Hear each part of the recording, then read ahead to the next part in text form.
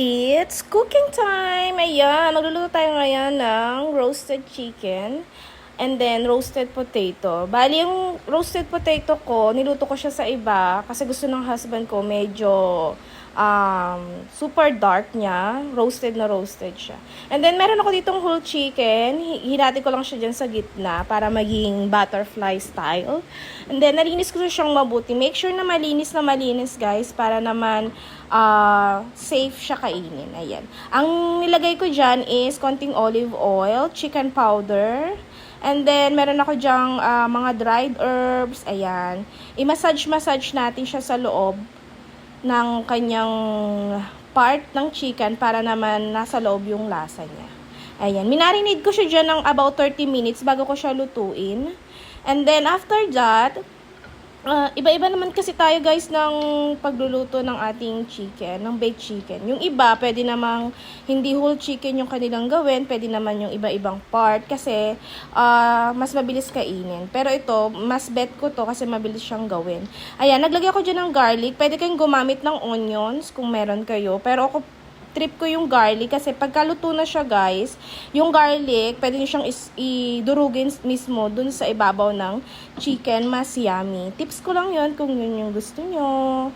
Ayan. And then, ang secret ko pa rito para maging delicious talaga siya, nilalagyan ko siya sa loob ng butter. Ang gamit ko dito is salted butter, kaya hindi ako masyadong naglagay dyan ng mga salt kasi medyo salted na yung butter ko, magiging salty siya. Mas maganda yung medyo matabang na pwede pa natin dagdagan kesa naman yung maalat na mahirap na siyang i-adjust. Ayan.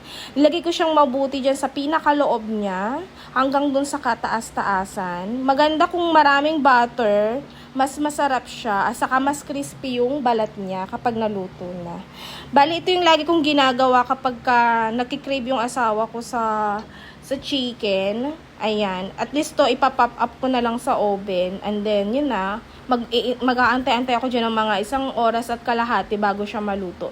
Pero depende yan sa oven nyo. Yung iba naman na walang oven, pwede nyo siyang lutuin sa air fryer or oven toaster. Kasi minsan kapag konti lang yung kakain, like asawa ko lang, nagluluto ko sa oven toaster ko, medyo maliit lang siya. So, half lang ng chicken yung niluluto ko. Then, yung half, sa susunod na lang.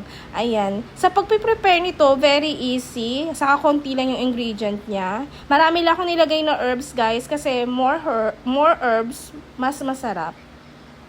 And then, naglagay ako dyan ng balsamic vinegar. Ayan. Ayan, masarap talaga siya kapag may balsamic. Ayan. Pero kung wala kayong balsamic, guys, pwede namang wag na siyang lagyan. At eto na, guys, luto na after 1.5 hours na pag-aantay. Kaya naman, thank you for watching. See you on my next video.